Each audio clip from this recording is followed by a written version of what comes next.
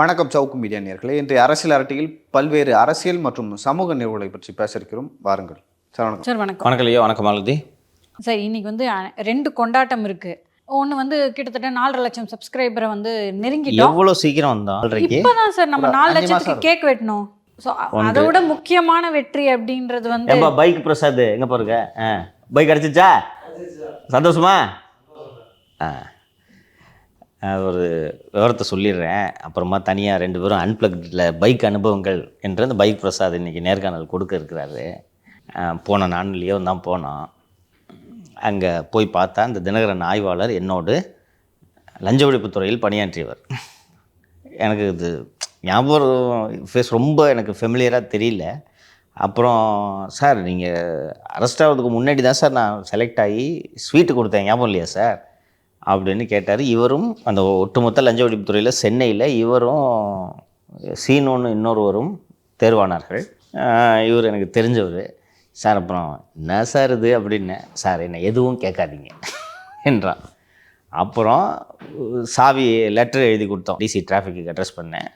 நான் கேட்டேன், சார் உங்களுக்கு தானே லெட்டர் அட்ரஸ் பண்ணுன்னு கேட்டேன். இல்லை டிசிக்கு எழுதுங்கன்ட்டு சொன்னார் அவர். அதிலிருந்து வண்டியை பிடிங்க உத்தரவிட்டது டிசி என்பதை நான் புரிந்து கொண்டேன். ஏன்னா அவர் நம்ம இதுக்கு மாட்டோம் என்று சொல்லிவிட்டார். அப்புறம் பிரசாத் கிட்ட சாவியை வாங்கப்பான்னு சொன்னால், நீங்கள் வாங்குங்க சார் அப்படின்ட்டு பக்கத்தில் ஒரு காவலர் வீடியோ எடுத்து கொண்டிருந்தார். அப்புறம் நாங்களும் போய் வீடியோ எடுத்துகிட்டு பிரசாத்துக்கு மாலையை போட்டு வரவேற்று வந்தோம். இதில் என்னென்னா நகைச்சுவையாக இதெல்லாம் கடந்து பார்த்தால் இது நடந்ததற்கான காரணத்தையும் நேயர்கள் தெரிந்து கொள்ள வேண்டும். உயர்நீதிமன்றத்தில் இது தொடர்பாக நாம் பதிவு செய்த வழக்கு விரைவில் விசாரணைக்கு வர இருக்கிறது. அது விசாரணைக்கு வர இருக்கிறதுனால தான் இது நடந்துச்சுன்ட்டு சந்தேகம் இல்லாமல் சொல்லலாம். என்ன காரணம்னா, ஹைகோர்ட்டில் ஒரு ரிட்டு ஃபைல் பண்ணிங்கன்னா அந்த ரிட்டு நம்பரான உடனே இந்த குறைகள் எல்லாம் சரி செய்யப்பட்டு ரிட்டு நம்பரான உடனே அரசு தரப்புக்கு நகல் போகும். அங்கே இதுக்குன்னு உளவுத்துறையினர் இருப்பாங்க. யார் யாரெல்லாம் அரசுக்கு எதிராக வழக்கு பதிவு செய்கிறாங்கன்ட்டு அந்த வழக்கை எடுத்துகிட்டு போய் உளவுத்துறையினர் அரசு அதிகாரிகள்கிட்ட கொடுப்பாங்க. இதில் நம்ம சென்னை கமிஷனரை ரெஸ்பாண்டண்ட்டாக போட்டிருக்கோம். அவர் தான் பைக் தூக்குனாருன்ட்டு. ஸோ உளவுத்துறைக்கு அங்கே போன உடனே தான் இது நடக்குது. ஏன்னா அது விசாரணைக்கு வரும்போது ஜட்ஜி கேட்பார், ஏன் பார்த்து பைக்கை தூக்குனீங்களாமே என்னப்பா அப்படின்னு கேட்பார். அதுக்கு பயந்துக்கிட்டு தான் நேற்று நம்ம ஷூட்டு முடிந்தோடனே மதியத்துலேருந்து லியோவுக்கு இந்த பக்கம் ஃபோனு, பிரசாத்தோட ரிஜிஸ்ட்ரேஷன் சர்டிஃபிகேட்டில் அவங்க அம்மாவோட மொபைல் நம்பர் இருக்குது, அவங்களுக்கு ஃபோனு, அவங்க ஃபோன் எடுக்கலன்னு வீடியோ கால்லாம் போயிருக்காங்க. ஃபோனு பரபரப்பாக இருந்தோடனே சரி அப்புறம் ஷூட்டு முடிச்சுட்டு நேற்று மாலை போய் எடுத்து வந்து விட்டோம். இன்றைக்கி நமக்கு அற்புதமான வழக்கறிஞர்கள் இருக்கிறார்கள். சரியா இந்த மாதிரி விஷயம்னு சொன்ன உடனே இப்போ ரிட்டு ஃபைல் பண்ணிடலாங்க, யோசிக்காதீங்கன்னு சொல்லிட்டு சட்டென்று ஒரு உயர்நீதிமன்றத்தை அணுகுகிறோம். எல்லோராலும் உயர்நீதிமன்றத்தை இப்படி அணுக முடியுமாப்பா? முடியாது. அது அத்தனை எளிதல்ல. வழக்கறிஞர் கிடைக்கணும், செலவு பிளஸ் அணுக வேண்டிய தேவை என்ன சார்? என்ன எதுக்குமா? எதுக்கு ஒரு சிஸ்டம் உருவாக்கப்பட்டிருக்கு. நான் வந்து பைக்ல ஒரு விதிமீறல் பண்றேன், எனக்கு ஃபைன் போடுறீங்க, நான் அந்த ஃபைனை கட்டிடுறேன், அதை கொடுக்கணும். அதுக்கு தான் இப்படி ஒரு சிஸ்டம் உருவாக்கப்பட்டிருக்கு. நான் வந்து அப்படி நீங்கள் கொடுக்காதனால நீதிமன்றத்தை அணுகும்போது நீதிமன்றத்துக்கு அதிகமான சுமை தான், தேவையில்லாத செலவு. இந்த நேரத்தில் உண்மையிலேயே பாதிக்கப்பட்டவர்கள் யாருடையாவது ஒரு வழக்கை நீதிமன்றம் விசாரிக்கும் அல்லவா, அந்த நேரத்தை நம்ம பிடுங்கிக்கிறோம்ல. சொன்னேன் ஏற்கனவே, இதுக்கு கவர்மெண்ட்டுக்கு நோட்டீஸ் ஆர்டர் பண்ணி கவர்மெண்ட்டு வழக்கறிஞர் வந்து இது என்னன்றத விவரத்தை சொல்லி சம்மந்தப்பட்ட அதிகாரிகள் எல்லாம் போய் உயர்நீதிமன்றத்தில் இந்த வழக்கு விசாரணைக்கு வரும்போது சம்மந்தப்பட்ட அதிகாரிகள் உயர்நீதிமன்றத்தில் இருக்கணும். ஒரு நாள் போயிடும். இன்றைக்கி கேஸ் வருதுன்னா காலையிலே போய் நிற்கணும், பிபி ஆஃபீஸ்க்கு போயிடணும். அவங்க வர சொல்லிடுவாங்க. பிபி ஆஃபீஸ்க்கு போயிட்டு இது என்ன மேட்ருன்னு, உங்கள் மேட்ரு சாயங்காலம் 5 மணிக்கு ரீச் ஆகுதுனால 5 மணி வரைக்கும் நீங்கள் அங்கே இருக்கணும். அது முடிஞ்சு உங்கள் கேஸில் என்ன ஆர்டர்ஸ்ன்றதை பொறுத்து திருப்பி வரணும். வழக்கு தொடர்ந்தா என்னென்னைக்கெல்லாம் வழக்கு விசாரணைக்கு வருதோ அன்றைக்கி இந்த அதிகாரிகள் போகணும். இது எல்லாம் ஒரே ஒரு அதிகாரியோட ஈகோவால் நடக்குதுன்றது புரியுதா உங்களுக்கு? உங்ககிட்ட அரசு இயந்திரம் இருக்குன்றதுக்காக என்ன வேணாலும் நீங்கள் இப்படி துஷ்பிரயோகம் பண்ணுவீங்க, அப்படி தானே? இதை ஒரு சிஎம் வேடிக்கை பார்த்துன்னுக்கிறாரு, ஊரே பார்க்குது, தினந்தோறும் ஷோவில் பேசுகிறேன். இதை கோர்ட்டில் கேஸ் போட்டவுடனே தான் நீங்கள் பைக்கை கூப்பிட்டு திருப்பி தர்றீங்க. இதை நீங்கள் அன்றைக்கே கொடுத்துருந்தீங்கன்னா இன்றைக்கி இவ்வளோ தூரம் நம்ம பேச வேண்டிய தேவை இல்லையே. எவ்வளோ அன்பாப்புலர் ஆகுது இந்த கவர்மெண்ட்டு. வீட்டில் சாக்கடை கொட்டும் போதாக இருக்கட்டும், இந்த பைக் விவகாரமாக இருக்கட்டும், நேரடியாக திமுக கவர்மெண்ட்டை தான் சார் அட்டாக் பண்ணுறாங்க. மக்கள் வந்து யார் அதிகாரி, இது என்ன நடந்துச்சு அப்படின்றதெல்லாம் தாண்டி திமுக கவர்மெண்ட் இவ்வளோ மோசமாக நடந்திருக்கு அப்படின்றது தான் சார் பர்சீவ் பண்ணுறாங்க. இதையெல்லாம் நீங்கள் புரிந்து கொள்ளாமல் ஓரணியில் தமிழகம் என்று நீங்கள் போய் பிரச்சாரம் செய்தால் மக்கள் உங்களை நம்பி விடுவார்களா? சரி போங்க, இந்த வெற்றி விழாவை இன்றைக்கி கொண்டாடிடலாம்ப்பா. மதியம் லஞ்ச் சாப்பிட்டு சார் நான் சப்ஸ்கிரைபர் பற்றி சொன்னேன். 4.5 லட்சத்தை நெருங்கிட்டோம். ரொம்ப விரைவாக நெருங்கி இருக்கோம். ஆக்சுவலாக வந்து எந்த சமரசமும் இல்லாமல் தொடர்ந்து ஒடுக்கப்பட்டவர்களுக்காக நின்றோம். அதுக்கான சப்போர்ட்டாக தான் நான் இதை பார்க்குறேன். ஸோ ரொம்ப ரொம்ப நன்றி. ஸோ நீங்களும் நன்றி சொல்கிறீங்களா? ஏன்னா 4.5 லட்சம் நான் அடிக்கடி நன்றி சொல்லிவிட்டேன். நீங்க சொல்கிறீங்களா? பெரிய உரை கொடுக்கணும். நான் வந்து யூடியூப்பில் வந்து ஒரு 6-7 வருஷமாக வேலை செய்கிறேன். அப்படி வேலை செய்யும்பொழுது ஒரு சேனலில் வந்து இந்த அளவுக்கு மக்களுக்கு பிடிக்கலன்னா சப்ஸ்கிரைப் பண்ண மாட்டாங்க. சில பேர் வந்து வீடியோ நல்லா இருக்குது அப்படின்னு சொல்லிட்டு பார்த்துட்டு போயிடுவாங்க. அது வியூஸாக கன்வெர்ட் ஆகிடும். சப்ஸ்கிரைபராக வந்து வர்றது வந்து ரொம்ப பெரிய விஷயம். ஆனால் 5 மாதத்தில் 4.5 லட்சம்ன்றது வந்து ரொம்ப பெரிய விஷயம். அது வந்து சாதாரணமான வராது. அது மிகப்பெரிய கடின உழைப்பு போடணும். அதே போல் நம்ம கண்டென்ட் போடுற கண்டென்ட் வந்து யாருமே போடாதா இருக்கணும், யாருமே பேசாததாக இருக்கும். அந்த மாதிரி கன்சிஸ்டன்சி. இவ்வளோ பிரச்சனைக்கு மத்தியிலையும் வந்து தொடர்ந்து வந்து நம்ம வீடியோ போட்டுருக்கோம். ஸோ இது 3 தான் முக்கிய காரணம். இந்த 3 தான் வந்து நான் இவ்வளோ சப்ஸ்கிரைபர் வந்தது அப்படின்னு சொல்லிட்டு நினைக்கிறேன் பர்சனலாக. தொடர்ந்து மக்களும் வந்து ஆதரவு அளிப்பார்கள் அப்படின்னு. உண்மையிலேயே தொடர்ந்து இந்த திராவிட முன்னேற்ற கழக அரசியல் ஊடகங்கள் எத்தகைய நெருக்கடிகளை சந்தித்து கொண்டிருக்கின்றன. பேசவே கூடாது, பேசினா வழக்கு என்ற ஒரு நிலைதான் இன்றும் நிலவி கொண்டிருக்கிறது.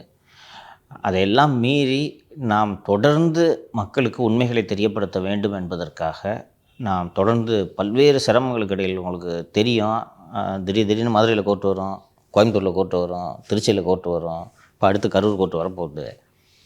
இதற்கு நடுவில் இந்த கன்சிஸ்டன்சியை மெயின்டைன் பண்ணணுன்றதுக்காக தான் நம்ம வேலை செஞ்சிட்ருக்கோம். மக்களும் லியோ சொன்னது போல் குவாலிட்டி கண்டென்ட் கொடுக்கறதுனால தான் நம்மை தொடர்ந்து ஆதரித்து கொண்டிருக்கிறார்கள். சென்னை உயர்நீதிமன்ற நீதிபதி திரு ஜி.ஆர். சுவாமிநாதன் எனக்கு ஜாமீன் அளித்த அந்த வழக்கில் பேசுறது பிடிக்கலன்னா வழக்கு போடாதீங்க, ஒருத்தன் பேசுகிறதுல உண்மை இருந்தால் மட்டும்தான் மக்கள் அவன் பின்னால் செல்வார்கள், ஒருவன் பேசுவதில் உண்மை இல்லை என்றால் மக்கள் நிராகரித்து விட்டு கடந்து சென்று கொண்டே இருப்பார்கள். இன்றைக்கி இந்த சமூக வலைதள காலங்களில் இதுதான் உண்மை என்பதை காவல்துறையும் அரசும் புரிந்து கொள்ள வேண்டும். நீங்கள் வழக்கு போடுறதுனாலலாம் ஒருத்தரை தடுத்து நீங்கள் நிறுத்திட முடியாதுன்றதை நீதிபதி அந்த தீர்ப்பில் சொல்லியிருந்தார். போய் நிற்காது என்று சொன்னார். லியோ நிற்காது, வாய்மையே வெல்லும். அதுதான் அவர் சொன்னது நம்ம விஷயத்தில் யதார்த்தமாயிட்டு இருக்கு. சேனலையே டெலீட் பண்ணிட்டாங்க. பழைய சேனலில் டெலன்னா அந்த சேனலுக்கான அந்த இமெயில் அக்கௌண்ட்டே டெலீட் பண்ணிட்டாங்க. நம்ம ஆக்சஸே பண்ண முடியாது. சேனல் இருக்கும், நம்ம வேடிக்கை தான் பார்க்க முடியும். அதற்கு பிறகு புதுசாக ஸ்டார்ட் பண்ணி இவ்வளவு அபரிமிதமான வளர்ச்சி என்பதை நான் எதிர்பார்க்கவில்லை. ஆதரவு இருக்குன்றது நிச்சயமாக நான் நம்பினேன். ஏன்னா நம்ம தேடி தேடி நியூஸை எடுப்பேன்றது என்னோட ஸ்கில் அது. ஸோ அந்த தேடி யாருக்கும் கிடைக்காத நியூஸ் எடுத்து நான் தான் ஃபஸ்ட்டு கொடுக்கணுன்றது தான் என்னோட ட்ரைவு. அதை கொடுக்கும்போது மக்கள் ஆதரவு தருவார்கள் என்று நான் நம்பினேன். இவ்வளோ ஆதரவு வரும் என்று நான் நம்பவில்லை. நிகழ்ச்சிக்கு போயிடலாம். சரிங்க சார். முதலாவதாக இந்த 2026 சட்டமன்ற தேர்தலில் முதலாக பிரச்சாரம் ஆரம்பித்தது திரு எடப்பாடி பழனிசாமி அவர்கள் தான். நேற்றைய தினம் மேட்டுப்பாளையம், கோயம்புத்தூரில் பார்த்துருப்போம் நம்ம கூட்டத்தை. இன்றைக்கி காலையில் வந்து ரேஸ் கோர்ஸில் வாக்கிங் பண்ணும்போது அங்கே இருக்கிற வியாபாரிகள்கிட்ட பேசினார். ஸோ பிரச்சாரம் ஆரம்பிச்சிருச்சு. கூட்டமும் ஒரு பெரிய கூட்டம். ஸோ அதிமுக எங்கெல்லாம் வலுவாக இருக்கிறதோ அங்கே இன்னும் வந்து வலுவாக தங்களோட கட்சியை கட்டமைக்கிறாங்க. இது எப்படி சார் மற்ற பகுதியிலும் இந்த மாதிரியான ஒரு வரவேற்பு இருக்குமா? அதுக்கு முன்னாடி ஏன் வந்து எடப்பாடி பிரச்சாரத்தை ஃபஸ்ட்டு தொடங்கினார்னு சொல்லிங்க. இவங்களுக்கு முன்னாடியே ஸ்டாலின் ஓரணியில் தமிழகம்னு சொல்லிட்டு தொடங்கினார், ஃபோனில் பேசினார். அதை ஏன் கேம்பெயினாக நீங்கள் எடுத்துக்க மாட்டீங்க? கேம்பெயினா நேரடியாக போய் மக்களை மீட் பண்ணுறது தானே சார். அதுவும் ஒரு வகையான கேம்பெயின் வச்சிங்களேன். ஆனால் அதை ஃபுல் ஃப்ளெஜ்டு கேம்பெயினாக உங்கள் மனசை ஏற்றுக்கல, அப்படி சொல்லாமா? இல்லை, அது ஒரு திட்டமாக பார்க்குறேன் சார். அது கட்சிக்காரங்களுக்கான ஒரு திட்டம். இதுவும் திட்டம் தானேப்பா. இல்லை, நீங்கள் வந்து ஒரு பிரச்சாரன்றது வேற, திட்டன்றது வேற. உடன்பிறப்பே வா, ஓரணியில் தமிழகம் அவங்க கட்சிக்கானது. இது மக்களுக்கானது. இது எல்லா தரப்பட்ட மக்களும் வருவாங்கல்ல. I agree. எனக்கு இது கொஞ்சம் கன்ஃபியூஷன் இருந்துச்சு. I agree. மக்களை காப்போம், தமிழகத்தை மீட்போம். இது ஏடிஎம்கே பண்ணுறது is a full fledged election campaign. முழுமையான தேர்தல் பிரச்சாரம்.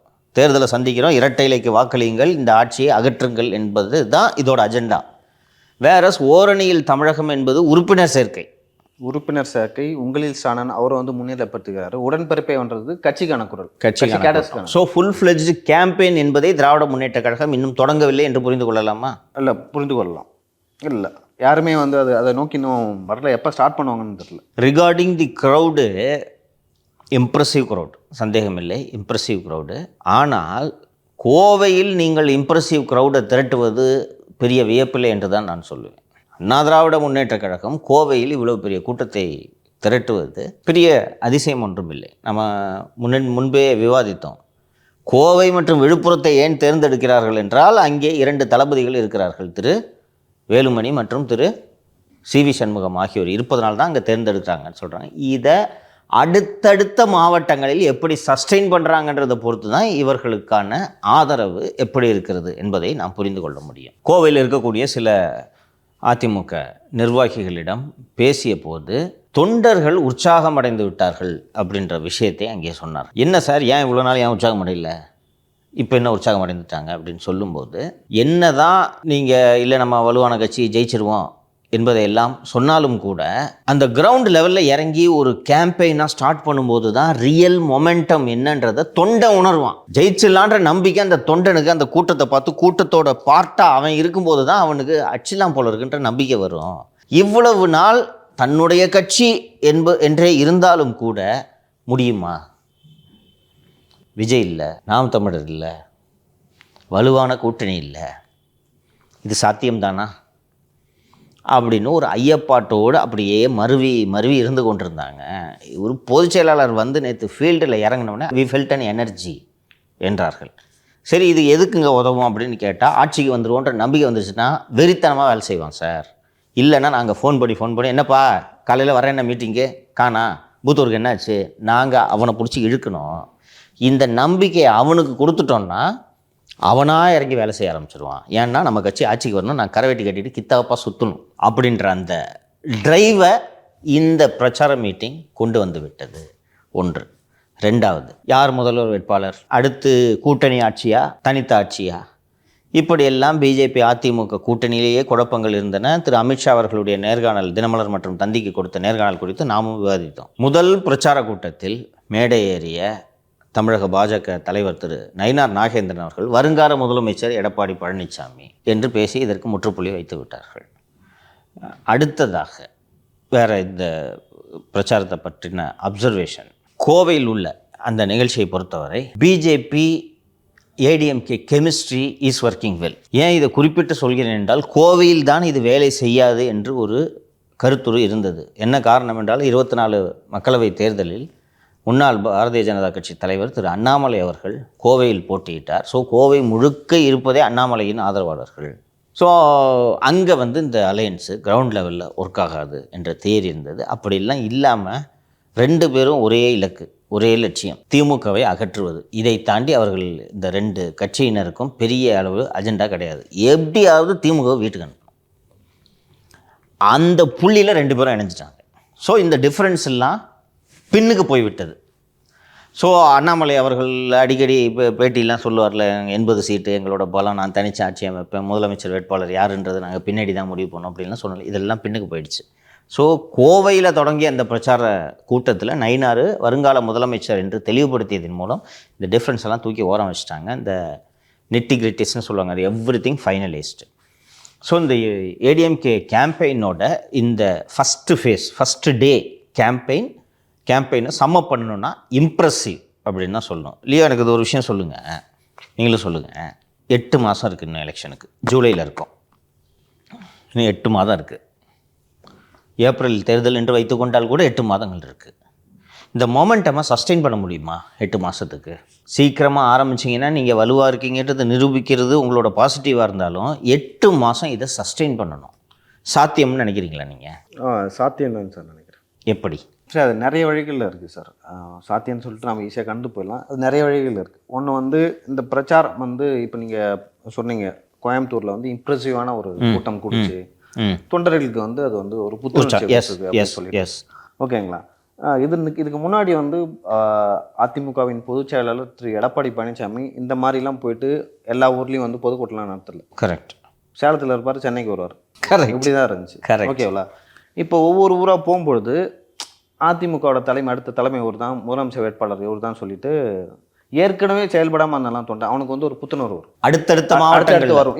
இப்போ கோயம்புத்தூர் வராது, அதுக்கடுத்து திருப்பூர் எப்போ வரான்னு ஒரு கேள்வி இருக்கும். இப்போ விழுப்புரம் போகிறாருன்னா, கள்ளக்குறிச்சியில் அதிமுக வந்து ஒரு வலுவான கட்சி தான். இப்போ இன்னும் வந்து நீங்கள் கிராமப்புறத்தில் போனீங்கன்னா, ஒரு கிராமத்துக்கு போனீங்கன்னா அதிமுக கூட யார் வேணால் கூட்டணி வரட்டும், நான் ஏடிஎம்கேக்கு தான் போடுவோம் அப்படின்னு சொல்லிட்டு இன்னுமே நிறைய பேர் இருக்கு. கள்ளக்குறிச்சியில் திரும்ப அதிமுக வெற்றி பெறுவதற்கு காரணம் என்னென்னா அந்த ஓட் பேங்க் தான். ஓகேங்களா. இப்போ விழுப்புரத்துக்கு வந்தாருன்னா அடுத்தது வந்து கள்ளக்குறிச்சிக்கு வருவார்னு இப்போயே தயாராகும் தொண்டை. ரைட். அதை விட நம்ம பெரிய க்ரௌடை கூட்டி காட்டணும். இப்போ சிவி சண்முகத்தை அவர் குமரகுரு ஓவர்டேக் பண்ணணும். எஸ் எஸ் ஓகேங்களா. அவர் மாஸ் க்ரௌட் காட்டணும்.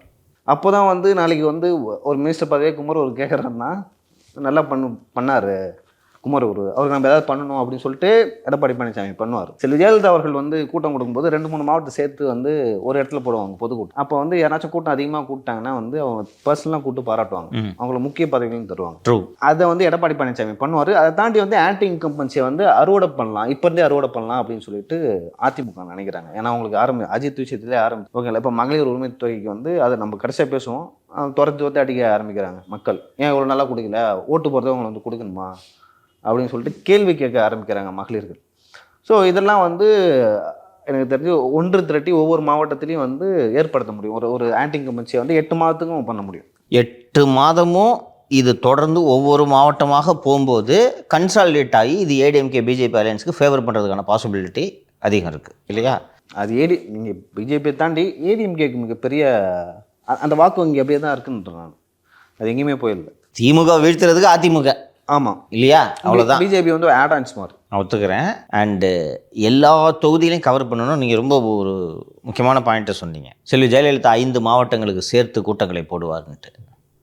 2010 அக்டோபர் மாதத்தில் செல்வி ஜெயலலிதா அவர்கள் திராவிட முன்னேற்ற கழக அரசுக்கு எதிராக கோவையில் நடத்திய ஒரு மிகப்பெரிய ஆர்ப்பாட்டம் 2011 தேர்தலுக்கான ஒரு கட்டியம் கூறுவதாக அந்த கூட்டம் அமைந்தது. அதுக்கப்புறம் வந்து இந்த கொடிசியா அது வேறு அரங்கமா, நான் 2-3 நிகழ்ச்சியில் கொடிசியான்னு சொல்லிட்டேன், வேறு அரங்கம் என்று சொன்னார்கள், திருத்தினார்கள், என்ன வேறு ஒரு அரங்கம். பட் அதுதான் ஸ்பெக்டாகுலர்னு சொல்லலாம். அதை வச்சே கண்டுபிடிச்சிட்டாங்க. அதை வச்சு அது செட் த டோன். அதுக்கப்புறம் அடுத்தடுத்து இந்த அம்மா போய் அழகிரியை திட்டுறது, ஹார்லிக்ஸ் திருடன்லாம் பேசுனாங்க. அழகிரியை நடுவில் ஒரு வண்டி இங்கே ஹார்லிக்ஸோட வண்டி காண போச்சு, ஹார்லிக்ஸ் திருடன் அடின்னு அடிச்சாங்க. அது அப்படியே அந்த மொமெண்டம் செட் ஆகி, ஏன்னா அலையன்ஸ் எப்படி போகுன்றது அந்த தருணத்தில் தெரியாது. இறுதி நேரத்தில் தானே தேமுதிகவோட கூட்டணி ஃபைனலைஸ் ஆனது. ஸோ அடுத்து எப்படி அலையன்ஸ் போகும்னே தெரியாமல், ஆனால் அந்த மொமெண்டம் திமுக அரசுக்கு எதிரான கோவத்தை அறுவடை செய்கிற வேலையை இந்த அம்மா அக்டோபர் நவம்பரில் ஆரம்பிச்சிட்டாங்க. இவர் ஜெயலலிதா அல்ல என்பதால் ஜோன் வைஸ் 7 மாவட்டம் 8 மாவட்டத்துக்கு சேர்த்து ஒரு கூட்டம் போட முடியாது. எல்லா மாவட்டங்களுக்கும் போகிறேன் என்ற அடிப்படையில் அறிமுகம் அதிகமாக இருக்கணுன்றதுனால. இன்னொன்று ரோட்டில் இறங்கி எளிதாக நடக்கிறாரு, அவர் பாட்டுக்கு போகிறாரு. எனக்கு இதை சொல்லுங்கள் லியோ. ஸ்டாலினும் வாக்கிங் போகிறாரு, அடிக்கடி போகிறாரு. இன்னொரு மினிஸ்டர் வாக்கிங் மட்டும்தான் போகிறாரு. ஸ்டாலின் அவர்கள் போய் இந்த பொதுமக்களை சந்திக்கிறத பார்த்துருப்பீங்க. இன்றைக்கி காலையில் எடப்பாடி அந்த ரேஸ் கோர்ஸ் ரோடு தானே, அங்கே போகிறத பார்க்குறீங்க. 2க்கு பின்னாடியும் டீம் இருக்குது, அதான் உண்மை. என்ன வித்தியாசத்தை பார்த்தீங்க? அது நான் செல்வி ஜெயலலிதா அவர்களிடம் தான் நான் கற்றுக்கணும் அப்படின்னு நினைக்கிறேன். அவங்க வெளியே வரமாட்டாங்க. ஆமாம், எலெக்ஷன் மட்டும்தான் வரும். உங்களுக்கு ஒரு மனிதரை வந்து அடிக்கடி பார்த்தா ஒரு சலிப்பு வரும். ஓகேங்களா. ஸ்டாலின் வந்து வராரு, பேசுகிறாரு, எப்போ பார்த்தாலும் வராரு, பேசினேங்கிறாரு, எப்பயுமே அவைலபிளாக இருக்காரு. ஓகேங்களா. நீங்கள் எங்கே பார்த்தாலும் டெய்லி வந்து திகட்டக்கூடாது. ஓகேங்களா. செல்வி ஜெயலலிதா வந்து அந்த மாதிரி தான் பண்ணுவாங்க. அவங்கள பார்க்குறதே ரேர். ஓகேங்களா. நீங்கள் வந்து ஒன்று வந்து அவங்க சட்டசபையில் பார்க்கலாம், அப்படின்னா கொலநாட்டில் பார்க்கலாம். ஓகேவா. இந்த 2 இடத்துலலாம் பார்க்க முடியும். மற்ற டைமில் வந்து லைக் ஒரு முக்கியமான இஷ்யூனா போய் அட்ரஸ் பண்ணுவாங்க. அதுக்கப்புறம் கட்சி மீட்டிங் பண்ணுவாங்க. ஆனால் ஸ்டாலின் அவர்கள் நீங்கள் பார்த்தீங்கன்னா உங்களுக்கு ஜிம் வீடியோ கிடைக்கும், அதுக்கப்புறம் குழந்தை கூட விளையாடுற வீடியோ கிடைக்கும், செல்ஃபி எடுக்கிற வீடியோ கிடைக்கும், cycling, movie review, jogging, movie review அப்படின்னு சொல்லிட்டு நிறைய இடங்கள்ல வந்து எப்படி சொல்றது, எப்பயுமே அவைலபிளாக இருக்காரு. ஒரு சலிப்பு வந்துருச்சு தொண்டர்களுக்கு, மக்களுக்கு. நீங்கள் இப்போ சொன்னீங்க சார், அதிமுக வந்து இந்த மாதிரி எலெக்ஷன் கேம்பெயின் ஆரம்பிச்சிட்டாங்க, ஏன் உங்களுக்கு அப்படி தோணுச்சு, அவங்க தான் ஃபஸ்ட்டு ஆரம்பிக்கிறாங்கன்னு? உண்மையை சொன்னால் டிஎம்கே கடந்த 4 வருஷமாக எலெக்ஷன் கேம்பெயினை பண்ணிக்கிட்டே இருக்காங்க. அப்படியும் சொல்லலாம். அது எப்பயுமே ஒரு பேசுகிறாங்க, போகிறாங்க, திட்டத்தை கொண்டு வராங்க. அதனால தான் இப்போ அவங்க வந்து உடன்பிறப்பே வா, ஓரணியில் தமிழகம் அப்படின்லாம் சொல்லும்போது அவங்களோட அது கேம்பெயினாக பார்க்க முடியல, நம்மளால் பார்க்க முடியல, எடுபடலை. இன்னொன்று நீங்கள் பார்த்தீங்கன்னா தெரியும், அப்படியே போவார், மக்களோட கையை பிடிச்சிக்கிட்டே போவார், தொட்டு போவார். பெண்கள் வந்தால் மிக உற்சாகமாக ஆவார், குழந்தைகளை பார்க்கும்போது உற்சாகமாக ஆகுறாரு. அப்படிலாம் இருக்கும்போது அது கிட்டத்தட்ட எனக்கு என்னவா தோணுதுன்னா ஒரு ரேடியோ மாதிரி தோணுது. ஒன் வே தான், இவங்க முடிவு பண்ணுறாங்க இதெல்லாம் பண்ண போகிறோம் அப்படின்னு சொல்லிட்டு. பட் திரு எடப்பாடி அவர்கள்கிட்ட ஒரு இன்ட்ராக்ஷனை பார்க்க முடியுது.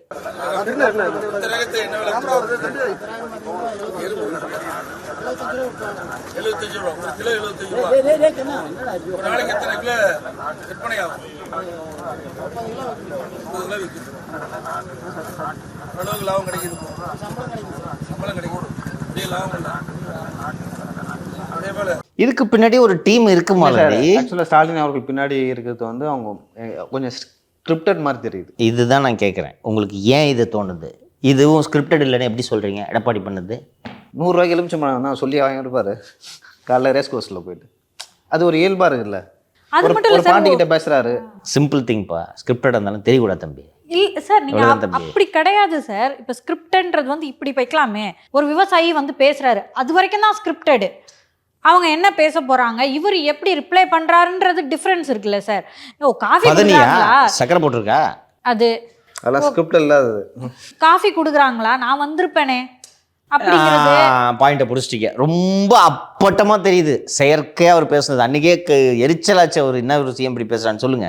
அதை விடையும் இஷ்யூன்னு இப்போ நீங்கள் இப்போ புதுசாக ஒரு மனுஷரை பார்க்குறீங்க, அவங்களோட தொழிலை பற்றி கற்றுக்க முயற்சி பண்ணுவீங்க. இது என்னங்க அது என்னங்க அப்படின்னு. அது இல்லை, உள்ளார்ந்த திங்கிங் இல்லையோ அப்படின்னு தோணுது. இப்போ நேற்று நீங்கள் திரு எடப்பாடி அவர்கள்கிட்ட வந்து ஒருத்தர் வந்து திரு வேலுமணி அவர்களை பற்றி பேசுகிறாரு. இதை மாதிரி வேலுமணி என்ன எல்லாமே செஞ்சாரு. இப்போ ஆட்சியில் இருந்திருந்தாருன்னா ரயில்வே தண்டவாளம் போட்டு கொடுத்துருப்பாரு, கண்டிப்பா கொடுத்துருப்பாரு. நான் உண்மையா கடவுளை வேண்டேன், நீங்க வந்தீங்கன்னா நிறைய திட்டங்கள் இவங்க எல்லாம் வச்சிருக்கிற உட்கார்ந்து கூப்பிட்டு பேசி இனி விவசாயமே செய்ய முடியாது. சில நல்ல திட்டங்கள் இந்தியாவிலேயே நீங்க வரணும், அந்த திட்டத்தை நடைமுறை கொண்டு வந்து நீங்க செயல்படுத்தினீங்கன்னா இனி வேளாண்மை உற்பத்தி செய்ய முடியும், பொதுமக்கள் சாப்பிட முடியும். நான் சொல்கிறேம்மா, கரெக்டானு சொல்லுங்கள். நீங்கள் ஸ்கிரிப்டட் தான் விவசாயத்தை பற்றி பேசணும், விவசாயிகளை கூப்பிட்டு வராங்க, இவங்க தான் விவசாயிகளை கூப்பிட்டு வந்திருப்பாங்க. ஆனால் அவர் பேசுகிறது ஸ்கிரிப்டட் இல்லை, ஓகேவா? விவசாயின்னு ஆரம்பிச்சு விட்ட உடனே இவர் விவசாயத்துக்காக நாங்கள் 4 ஆண்டுகளில் செய்த சாதனைகள்னு மனப்பாடமாக பேசுகிறார், ரைட்டா? டெல்டாக்காரன். திரு எடப்பாடி கிட்ட அந்த விவசாயி பேசுனதை நீங்கள் பார்த்துக்கணும். அவங்களோட கோரிக்கையை வைக்கிறாங்க, இந்த மாதிரிலாம் நீங்கள் எங்களுக்கு பண்ணி கொடுங்க, உங்கள் பின்னாடியே நாங்கள் நிற்போம் அப்படின்றாங்க. அப்புறம் விவசாயிகள் இந்த 4 வருஷத்தில் என்னென்ன துன்புற்றாங்க, என்னென்ன எங்களுக்கு செய்யலை அப்படின்ற ஒரு விஷயத்த சொல்கிறாங்க.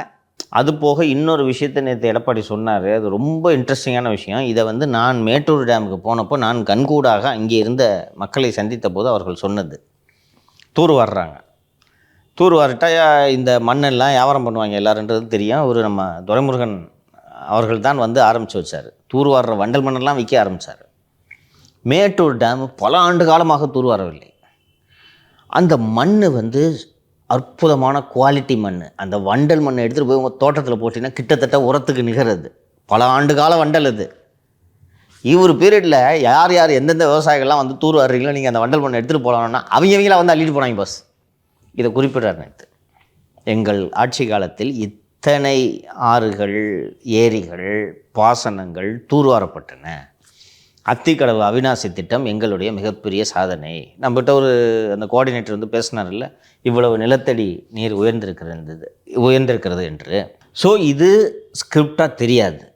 ஏன்னா பீங்க விவசாயி அவருக்கு இயல்பாக பேச வருகிறது. ஆனால் முதல்வர் அவர்கள் பச்சை துண்டு போட்டுட்டு நானும் ஒரு டெல்டாக்காரன் என்று சொல்லும்போது அது செயற்கையாக இருக்கிறது. ஸ்கிரிப்டை கூட இவங்களுக்கு சரியாக பண்ண தெரியலன்றது தான் நான் புரிஞ்சுக்கிறேன். இங்கே ஒரு கேம்பெயினுக்கு போகிறாங்க, அங்கேருந்து ஒருத்தரோட வீடியோ கால் பேசணுன்றது ஸ்கிரிப்ட், ரைட்டா? என்ன வேண்டுமானாலும் முதல்வர் பேசலாம். இல்லை சார், அதை தாண்டி இன்னொரு ஆக்சுவலாக நம்ம ஒரு விஷயம் பேசுனா அதுக்கு ஜஸ்டிஃபை பண்ணோம் சார்.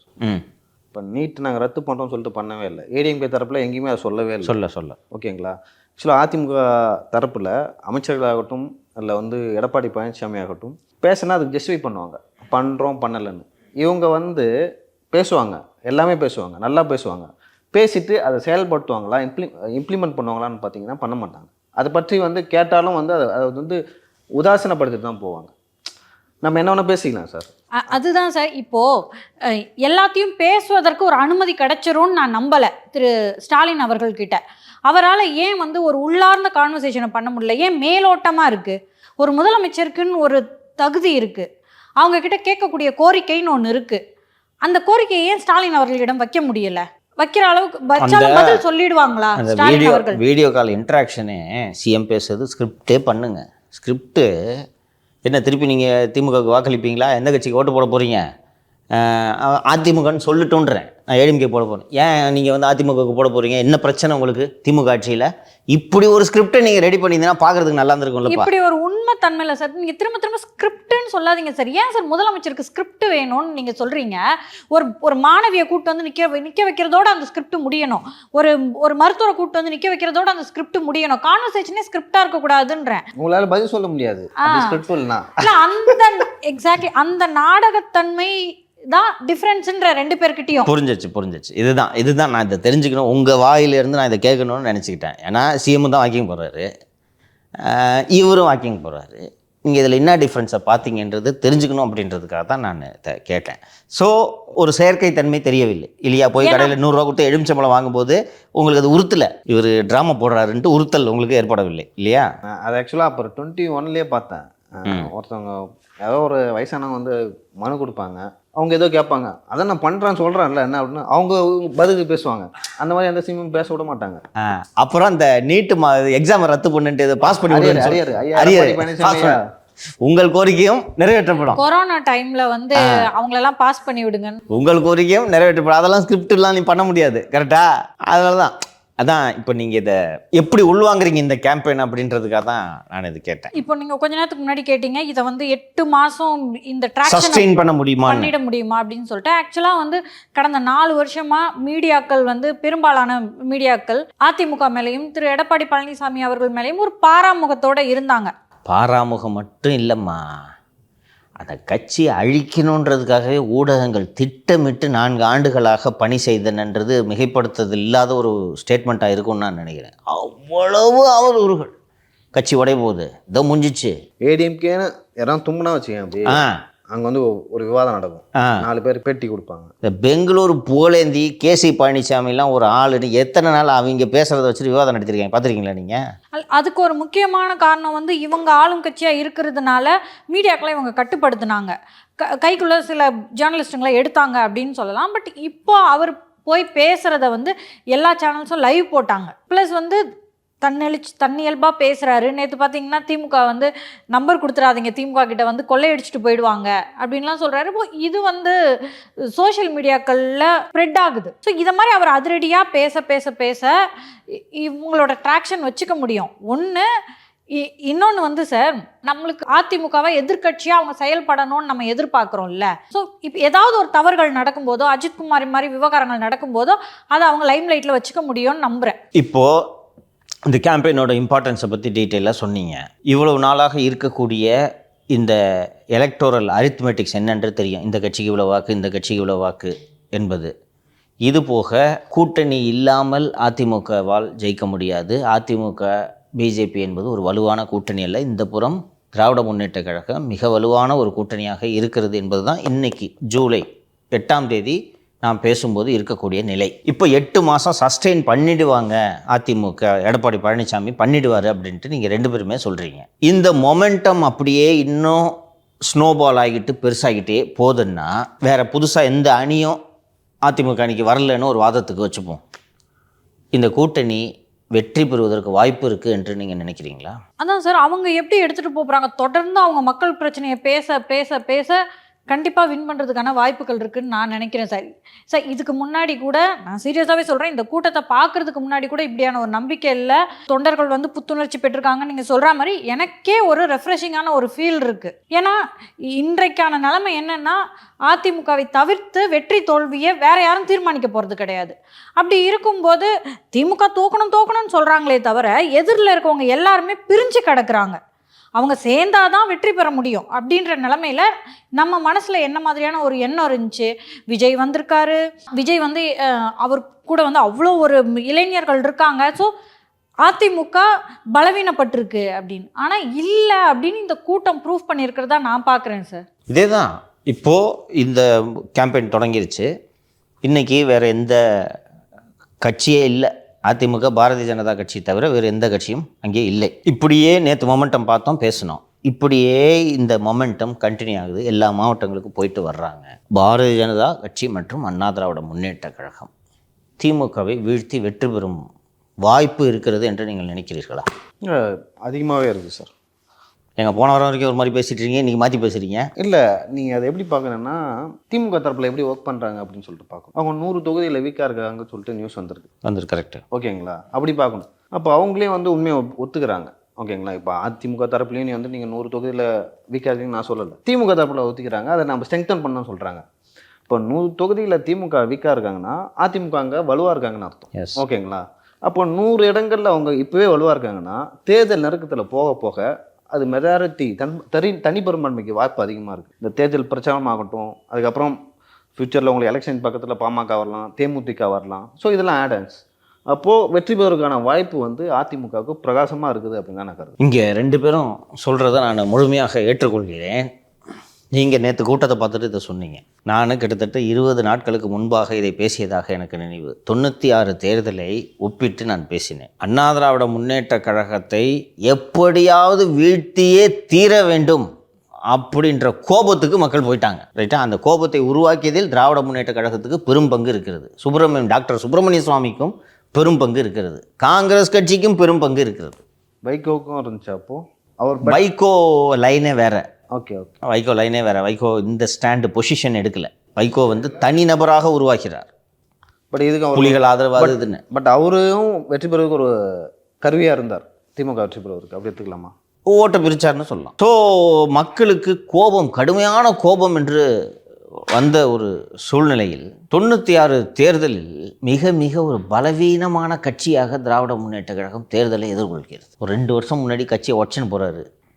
இது போன்ற ஒரு பிளவு 72க்கு பிறகு இது போன்ற ஒரு பிளவை திராவிட முன்னேற்ற கழகம் சந்தித்ததில்லை. கிட்டத்தட்ட செங்குத்தான பிளவு. கருணாநிதிக்கு பிறகு அந்த கட்சியின் ஒரே தலைவர் அன்னைக்கு வேறு யாரும் இல்லை. ஸ்டாலின் அன்றைக்கி லீடரே கிடையாது, வேறு தலைவரே இல்லை.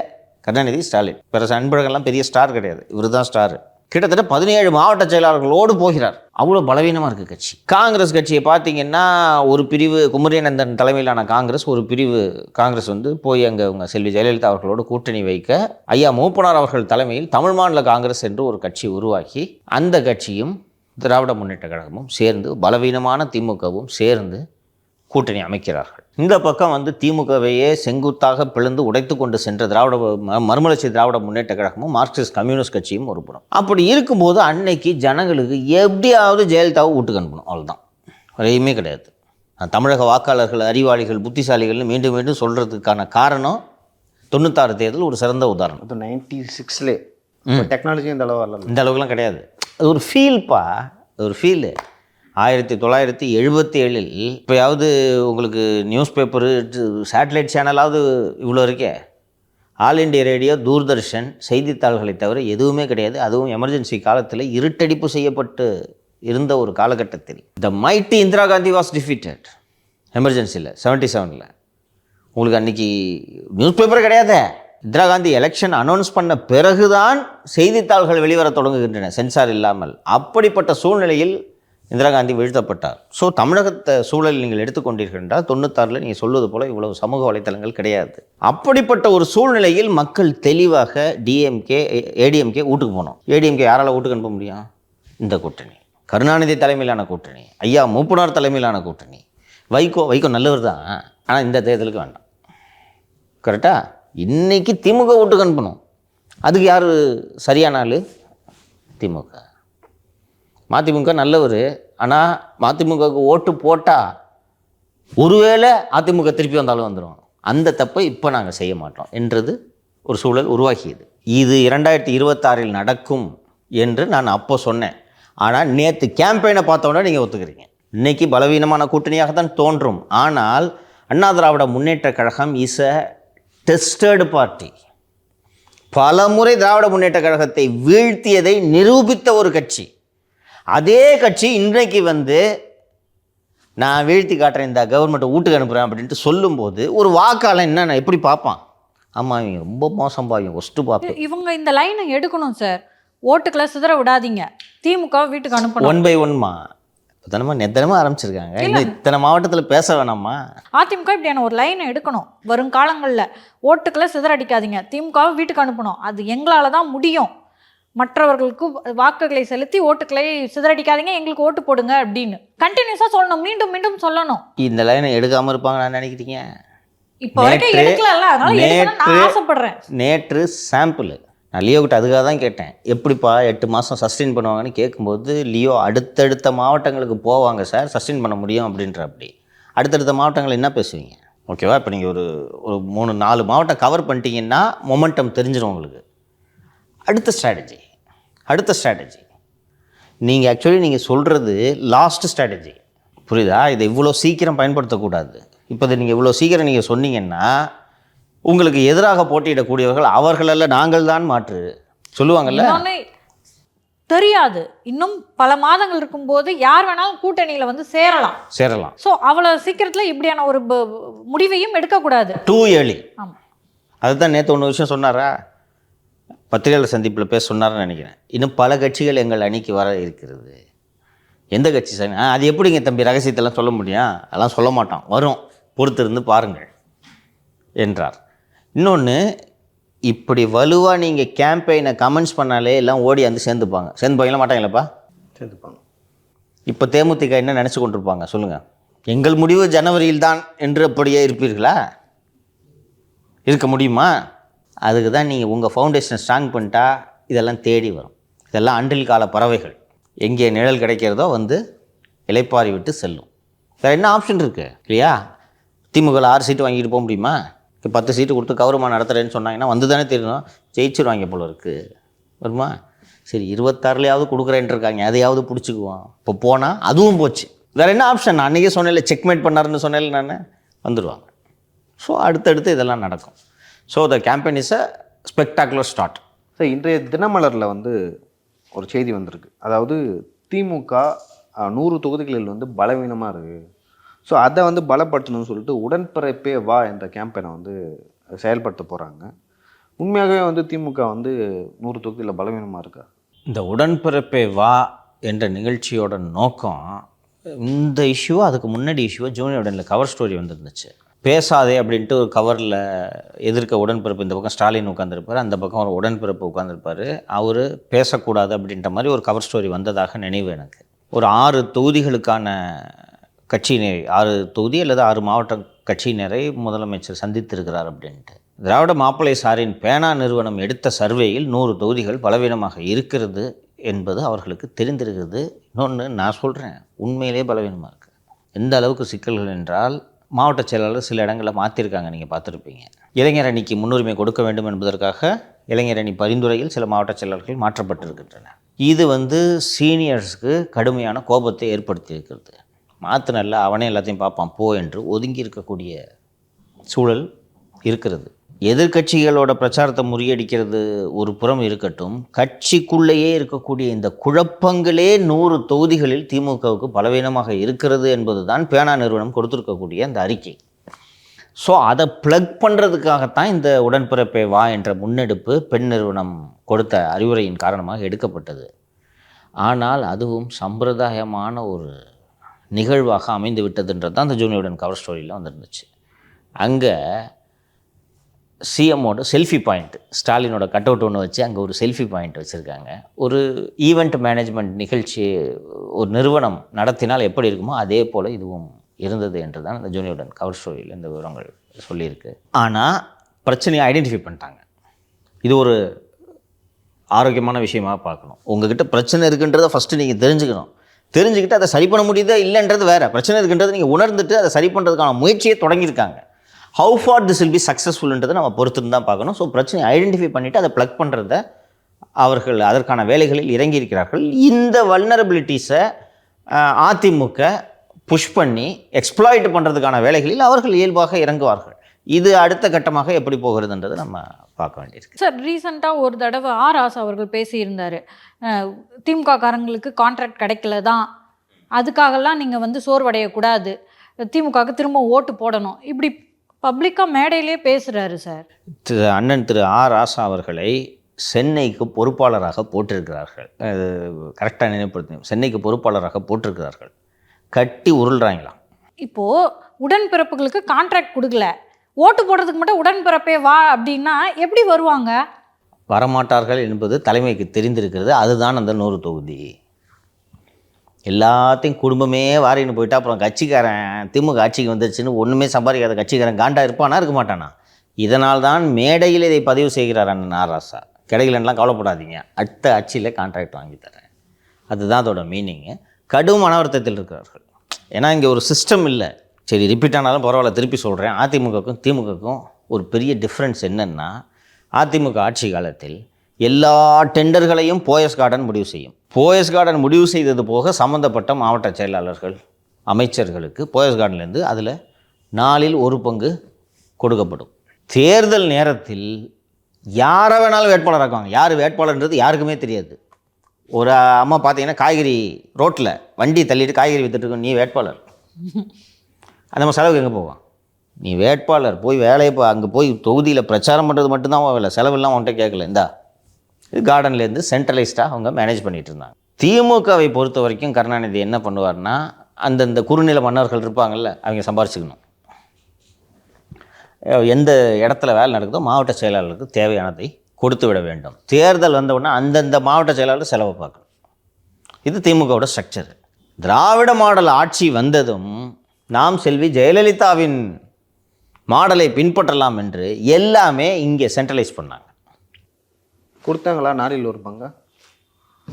அதுதான் செய்யவில்லை. திராவிட மாப்பிள்ளை சார் ஒரு புறம், மகன் ஒரு புறம் வாங்கி அடின்னு அடித்தாங்க. அதைத்தான் எனது அருமை நண்பர் தியாகராஜன் அவர்கள் சொன்னார். The Sun has earned 15,000 crores, son in law has made 30,000 crores. அது இந்த ஃபஸ்ட்டு பீரியடில் பண்ணி இவங்களுக்கும் கொடுக்கல.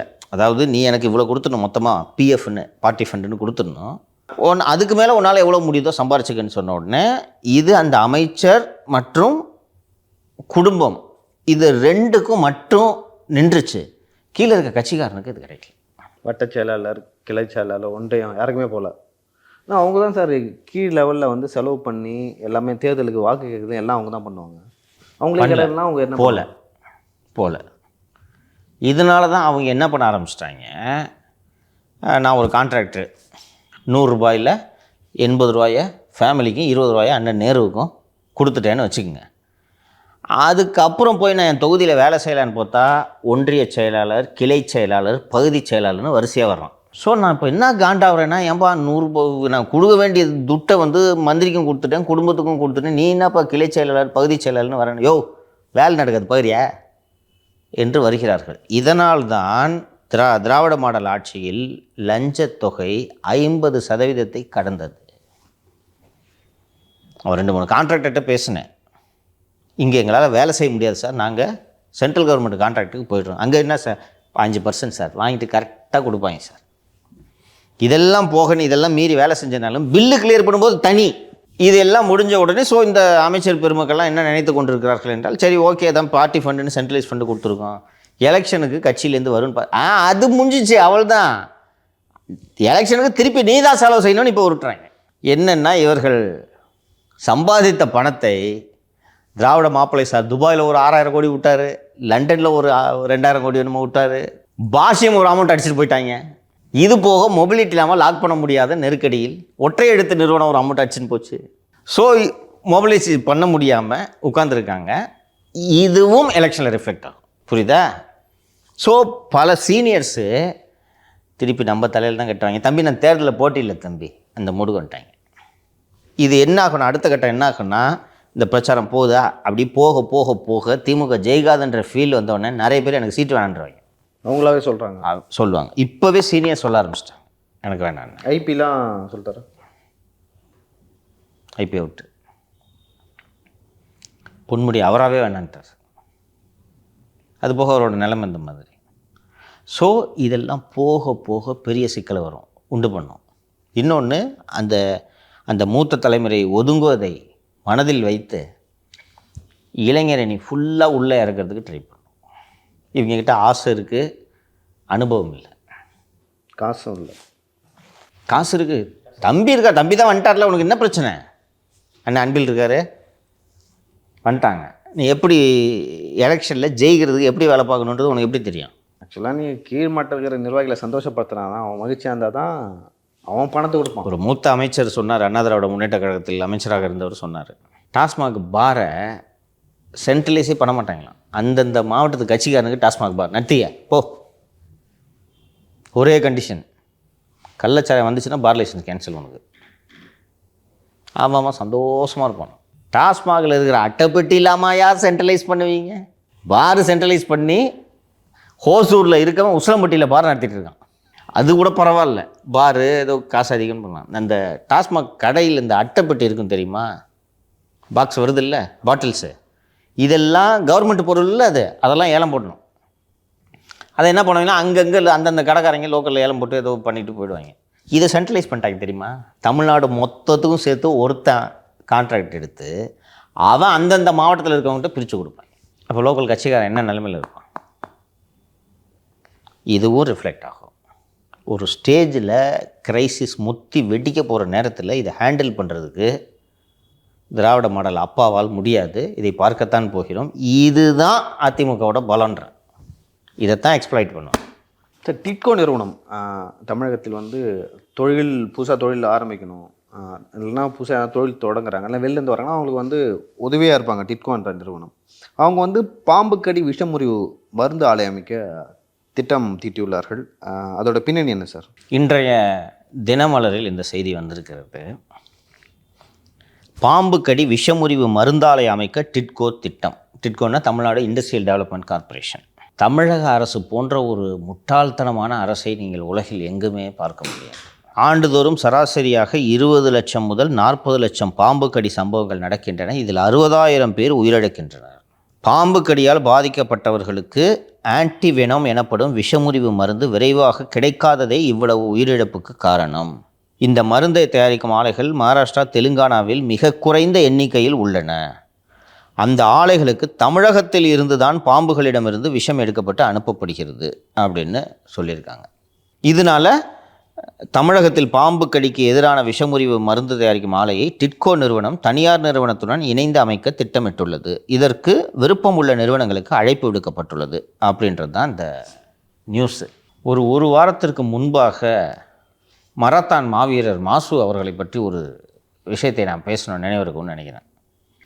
அவர் தொகுதியிலே எல்லா ஹாஸ்பிட்டலையும் கட்டுனுக்கிறாரு. அது இந்த கிங் இன்ஸ்டிடியூட் என்ற ஒரு ஆராய்ச்சி நிலையம் தொடர்பான அந்த ஆராய்ச்சி நிலையத்துக்கான இடத்தில் அந்த மருத்துவமனை வர இருக்கிறது, குழந்தைகள் நல மருத்துவமனை வர இருக்கிறது.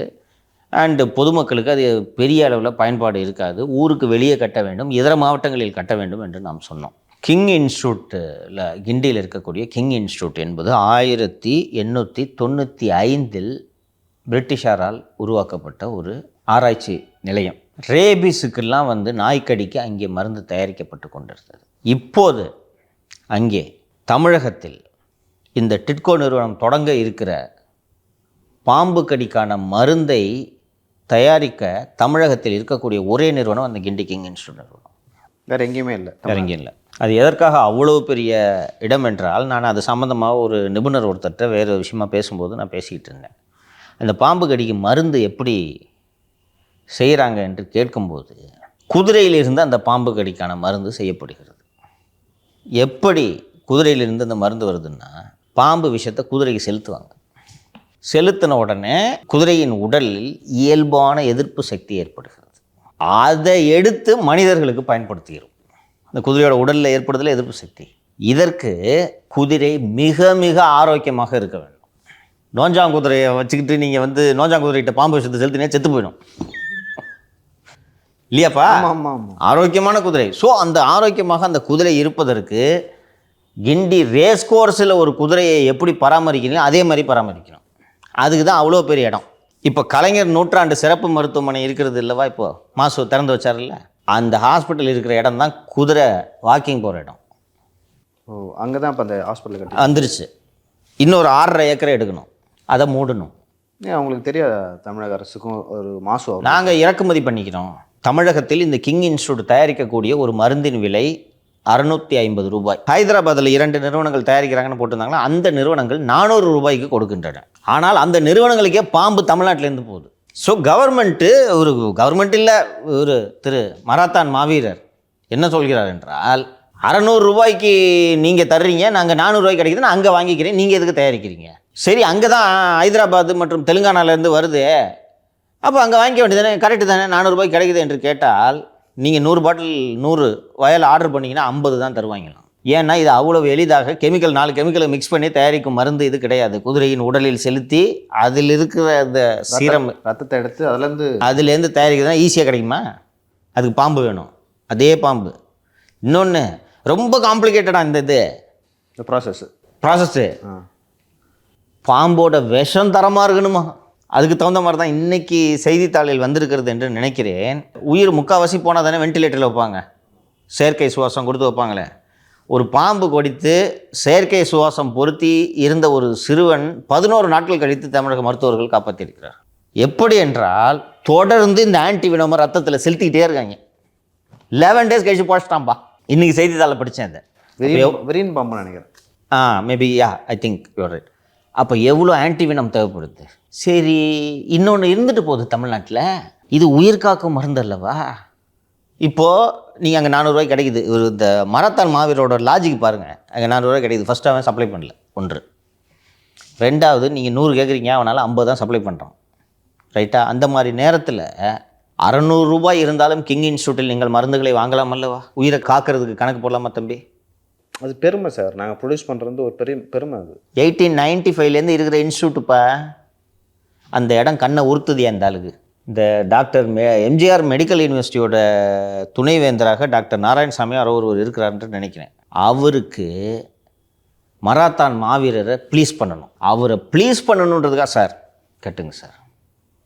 இத்தனை ஆண்டுகளாக இந்த திராவிட மாடல் ஆட்சி வந்ததிலிருந்தே மாசுக்கு அது மேலே ஒரு கண்ணு. என்ன இவ்வளோ இடம் இருக்குது கிண்டியில், நம்ம ஏரியாவில் அப்படின்னு பார்த்து கொண்டே இருக்கிறார். இதுவரை தமிழகத்தில் இருந்த அதிகாரிகள் ஃபஸ்ட்டு நிதி இல்லை. நான் ஏற்கனவே சொன்னேன், அந்த நம்ம அன்றைக்கி பேசும்போது என்ன பேசணுன்னா, பல்கலைக்கழகத்தோட வேலை கல்வி கற்பிக்கிறது, மருத்துவமனை கட்டி பெட் மெயின்டைன் பண்ணுறது இல்லைன்ட்டு நம்ம சொன்னோம். ஸோ இங்கேயும் அரசுக்கிட்ட நிதி இல்லாதனால அதிகாரிகளாம் இல்லை, அது மாதிரி அந்த இன்ஸ்டியூட் வந்துட்டு போது விடு, நிதி இல்லைன்னு சொல்லிட்டாங்க. இந்த விசி எம்ஜிஆர் மெடிக்கல் யூனிவர்சிட்டி விசி, யூனிவர்சிட்டி ஃபண்ட் இருக்குது சார், எடுத்து கட்டுங்க சார், என்ன சார் உங்களுக்கு இல்லாததா சார் என்று சொல்லி கட்டுறதுக்கு தொடங்கினோன்னா அன்றைக்கி நாம் பேசணும். 2 அந்த அவர் தொகுதிக்குள்ளே கொண்டு வராரு இருந்தாலும் மராத்தான் மாவீரர் என்று. இல்லையோ நம்ப மாட்டேன், அன்னைக்கு நைட்டே ஜீவோ மருத்துவமனை கட்டுறதுக்கு பேசின பிறகு அன்றைக்கி நைட்டே நம்ம நிகழ்ச்சி வந்ததுக்கு மறுநாள் இரவு 9 மணிக்கு இந்த அரசாணை வெளியிடப்பட்டிருக்கிறது. 30/6/2025 health and family welfare. Permission to enter upon to establish pediatric super specialty hospital in 6.5 acres of land at King Institute campus, Gindi. நீங்கள் அங்கே போயிட்டு 6.5 ஏக்கரில் ஹாஸ்பிட்டல் கட்டுறதுக்கு கட்டுமான பணிகளை நீங்கள் செய்தீர்கள் என்றால் அந்த குதிரைகள் எங்கே நடக்கும்? என்ன சொல்கிறாங்களா? அதான் ஹைதராபாத்தில் இருக்குல்ல, மூடுன்றாங்களே அந்த இன்ஸ்டியூட்டை. மாசு அறிவில்லாதவர்கள் எல்லாம் அமைச்சராக வச்சுருந்தா என்ன ஆகுதுன்றதை பார்த்தீங்களா? உங்களுக்கு ஒரு எஜுகேட்டட் பர்சன், ஒரு டாக்டர், சி விஜயபாஸ்கர் கூட சொல்லலாம், அவர் மருத்துவர், வக்கீலை கொண்டு போய் சுகாதாரத்துறைக்கு போடுவாங்களா வேணாவது? It is a research facility. இந்த நாய்க்கடிக்கு என்று நினைக்கிறேன் ஆட்டோட மூளையிலேருந்து தான் அந்த மருந்து எடுக்க முடியுமா? ஒரு பீரியடில் ஒரு பக்கம் ஆட்டை வெட்டி மூளையை எடுத்து தனியாக போட்டுக்கிட்டே இதெல்லாம் அந்த மருத்துவமனை நடக்குது. இது ஒரு லெகசி உள்ளது. வெள்ளைக்காரன் அந்த காலத்தில் கட்டி வச்சுட்டு போனது. அந்த இடத்த ஆட்டை போடணும் நிற்கிறார் இருந்தாலும். இப்போ என்ன இப்போ அங்கே அந்த குழந்தைங்க ஹாஸ்பிட்டல் கட்டலைன்னா என்ன இஞ்சி விழுந்துருமா? குழந்தைங்க ஹாஸ்பிட்டல் முக்கியமாக, பாம்பு கடிக்கு மருந்து முக்கியமாப்பா? அறிவு இருக்கா பார்த்தீங்களா? குழந்தைங்க ஹாஸ்பிட்டலும் முக்கியம் தான். அது ஆல்ரெடி எக்மோர்ல இருக்கு, உருவாக்கிக்கலாம். there are several hospitals. இம்பார்ட்டன்ட்னா கிங் இன்ஸ்டியூட் அழிச்சிட்டு ஏன் உருவாக்குறீங்க? அதனாலே ஏதோ ஒரு குழந்தைகள் பாதிக்க தானே பட போறாங்க. அந்த மாதிரி விஷன் தானே இருக்கணும். அந்த விஷன் இருக்கிறவங்க தானே லீடராக இருக்கணும். இப்படி இந்த மராத்தான் மாவீரர்லாம் கொண்டு வந்து அறிவில். இன்னும் அன்றைக்கி ஒரு வீடியோ பார்த்தேன், மழை பெஞ்சுனுக்குது, கூட அதிகாரியெல்லாம் சேர்த்துக்கிட்டு மழையில் ஓடுனுக்குறான் பார்த்தாலே. பார்த்தேன் இந்த வீடியோவை. வாக்கிங் போறாரு, அப்போ வாக்கிங் போறவருக்கு வாக்கிங் போக வேண்டிய குதிரையோட மனசு புரியணுமா இல்லையா? வாக்கிங் போட குதிரையோட மனசு புரியணும். வாக்கிங் போகுது பாம்பு கடிச்சிச்சுன்னா இல்ல சார், இது நம்ம சிரிக்கிறதுக்காக இல்ல சார், சீரியஸா சொல்றேன்மா. அத மாதிரி இப்ப நம்ம சிட்டிக்குள்ள இருக்கிறதுனால பாம்புகளை பாக்குறது இல்ல, பாம்பு கொத்துறதுக்கான வாய்ப்புகள் அதிகமா இருக்கு. வருஷத்துக்கு 60,000 பேர் சாவுறால பாம்பு கடியில. அப்புறம் மருந்து இல்லைன்னா எவ்ரி பிரைமரி ஹெல்த் சென்டர்ல வயால் இருக்கணும் ஆன்டிவெனாம. இப்போ போயிட்டு அவசரமா ஜீவோ போட்டிருக்காங்க இன்னைக்கு நைட்டு. பர்மிஷன் டு என்டர் அப்பான் கிங் இன்ஸ்டியூட்னு. எதுக்கு இவ்வளோ அவசரம்? நம்ம நிகழ்ச்சியில் வந்துருச்சு இல்லை, உடனே இப்போது டிட்கோ நிறுவனம் தனியார் நிறுவனத்தோடு சேர்ந்து ஆன்டிவினம் தொடங்குதான். ஏன் தனியார் நிறுவனத்தோடு சேர்றீங்க? இது முழுமையான அரசு நிறுவனம் கிங் இன்ஸ்டியூட்டு. இதை மூடிட்டு லைக் ஸ்டான்லி ஹாஸ்பிட்டல் மாதிரி. எஸ், ஆக்சுவலி நம்ம முன்னாடியே பேசினோம், இதை வந்து நீங்கள் தென்சென்னையில் வந்து அங்கே ஹாஸ்பிட்டலில் அங்கே கொண்டு போகலாம் சொன்னீங்களா? ஓஎம்ஆர் வரைக்கும் ஹாஸ்பிட்டலில் கொண்டு போகலான்னு சொன்னாங்க. ஓஎம்ஆரில் ஃபுல்லாக ப்ரைவேட் சார். இந்த கொக்கைன் வழக்கு தொடர்பாக வந்து நம்ம தொடர்ந்து பேசிட்டு வரோம். அதுக்கான விசாரணைகள் வந்து 5 நாளில் முடிக்கப்பட்டது அப்படின்னு சொல்லிட்டு நியூஸ் வந்திருக்கு. ஏன் இவ்வளோ சீக்கிரமாக விசாரணை முடிச்சிட்டாங்க சார்? 2 விஷயங்கள். நேற்று நமது நிகழ்ச்சியில் பிரசாத் மற்றும் அஜய் ரோஹனோட ஃபோனில் பணம் என்ன, இந்த வாரம் பணம் எப்போ வரும் என்று கேட்டதற்கு, இந்த வாரம் வியாபாரம் சரியில்லை, அடுத்த வாரம் சரி செய்து விடுகிறேன் என்று பிரசாத், அஜய் ரோஹன் மற்றும் இன்னொரு நபர் இடையே நடந்த உரையாடல் வாட்ஸ்அப்பில் இருந்து எடுக்கப்பட்டுள்ளது. ஆனால் அருண் மேற்கொண்டு இதை விசாரிக்கவில்லை என்று நான் சொல்லியிருந்தேன். மாலதி கூட நம்ம இந்த ட்ரக் மேட்டர் பேசும்போது பேசுனாங்கன்னு, எனக்கு கேள்வி கேட்டாங்கன்னு எனக்கு ஒரு நினைவு. பிரசாத் அவங்க ஆளு தானே, ஏன் அவங்கள மாட்டி விடணும்னு சொல்லிட்டு நீங்கள் கேட்டீங்க இல்லையா? எழும்பூர் நீதிமன்றத்தில் போலீஸு பிரசாத் மற்றும் அஜய் ரோஹனுக்கு மற்றும் இன்னொருவர் அந்த கெவினோ ஜானோ யாரோ ஒரு ட்ரக் சப்ளை ஜான் அவங்களுக்கு 6 நாள் கஸ்டடி கேட்குறாங்க. எழும்பூர் நீதிமன்றம் 6 நாள் கஸ்டடி கொடுத்துருது.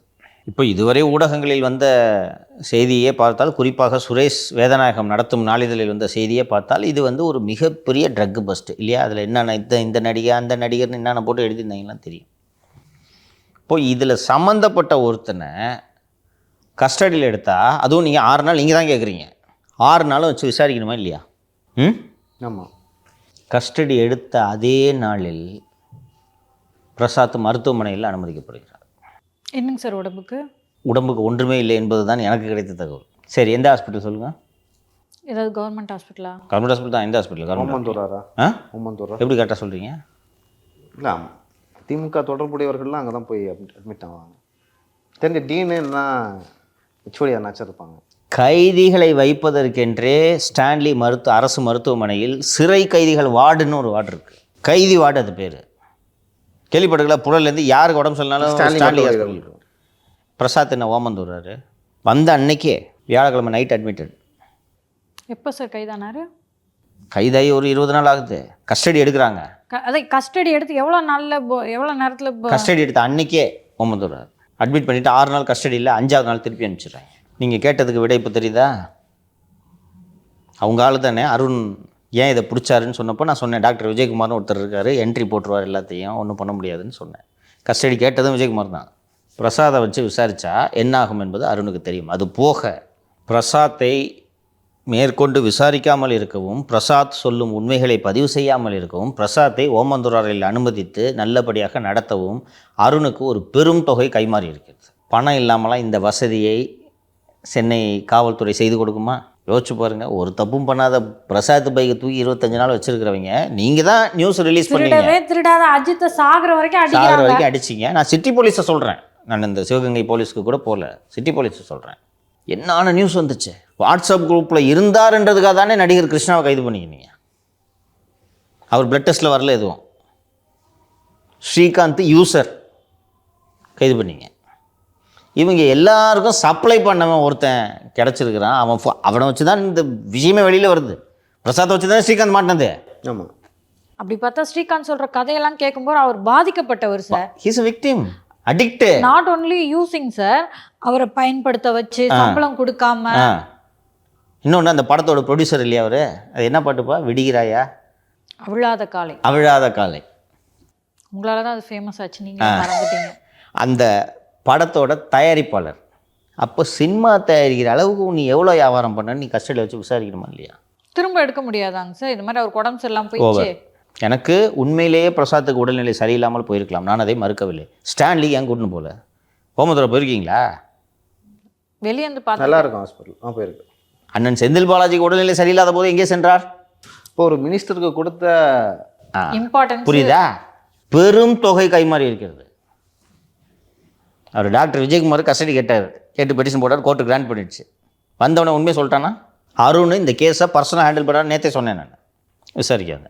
இதோடு இந்த வழக்கில் எந்த விஷயமும் இல்லை. வரும் பிரசாத்தை காப்பாற்ற வேண்டும் என்று பலர் வெளியே துடித்து கொண்டிருக்கிறார்கள்.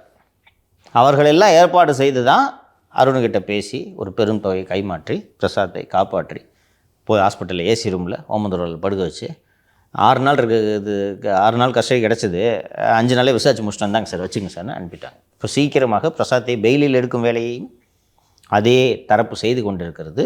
சென்னை மாநகர காவல்துறை பிரசாத்தோட பெயிலுக்கு பெரிய அளவில் அப்ஜெக்ஷன் செய்ய மாட்டாங்க. லியோவோட கண்டிஷன் ரிலாக்ஸேஷனுக்கு எவ்வளோ அப்ஜெக்ட் பண்ணாங்க பார்த்தீங்களா, இதுக்கு அப்ஜெக்ஷன் இருக்காது. விரைவில் பிரசாத் பெயிலில் வெளியே. ஜாஃபர் சாதிக்கே விக்ரம் ஜூஜூ தானே பெயில் எடுக்கிறதுக்கான வேலைகளை பார்த்துக்கிட்டாரு. இப்போ வேற அவங்களாம் வந்துட்டாங்க. ஃபஸ்ட்டு எனக்கு ஃபோன் பண்ணி சொல்கிறாங்க, ஹாஸ்பிட்டலில் இருக்கான் தெரியுமா அப்படின்னாங்க. அது பெருசாக சீரியஸாக எடுத்துக்கல. அதற்கு பிறகு பார்த்தால் ஒரு புறம் வந்து டைம்ஸ் ஆஃப் இந்தியாவில் தான் இந்த செய்தி, ஹாஸ்பிட்டலைஸ்ன்ற செய்தி வருது. நம்ம சுரேஷ் வேதநாயகம் அவர் பேப்பரில் எழுதியிருக்கார், அதிமுக முன்னாள் நிர்வாகி உள்பட 4 பேர் மீண்டும் சிறையில் அடைப்பு, 5 நாளிலேயே விசாரணை முடித்த போலீஸார். இந்த மாதிரி விஷயத்துலலாம் சரி 5 நாளிலே விசாரணை, அப்போ விசாரிக்கிறதுக்கு ஒன்றும் இல்லைன்னா 6 நாள் ஃபஸ்ட்டு கஸ்டடி எதுக்கு கேட்குறீங்க? 5 நாளிலே விசாரணை முடித்தீங்க, 5 நாளும் ஹாஸ்பிட்டலில் தானே கிடந்தாங்க, என்னையா விசாரிச்சிங்க? தெரியுதா அவனுங்க? 6 நாள் காவலில் எடுத்து விசாரிக்க எழும்பூர் நீதிமன்றம் உத்தரவிட்டது. அதன்படி 4 பேரையும் நுங்கப்பாக்கம் காவல் நிலையம் அழைத்து விசாரணை நடத்தி வந்தனர். 5வது நாளாக நேற்று விசாரணை முடித்து 4 பேரையும் நீதிமன்றத்தில் ஆஜர்படுத்தி நுங்கப்பாக்கம் போலீஸார் சிறையில் அடைத்தனர் அப்படின்னு இருக்குது. இதில் பிரசாத் ஹாஸ்பிட்டலுக்கு போன மேட்ரையே சுரேஷ் எழுதலை. புரியுதா உங்களுக்கு? ட்ரக்கு மேட்ரு சம்மந்தமாக தினகரனில் வர்றது தான் ஆத்தென்டிக் நியூஸு. தினகரன் சுரேஷுக்கு அருணே கொடுப்பாருன்னு சொன்னேன். இது வந்திருக்கணுமா இல்லையா? டைம்ஸ் ஆஃப் இந்தியா வந்திருக்கு. இப்போ தெரியுதா உண்மை எப்படியாவது வெளியில் வந்துடுது பார்த்தீங்களா?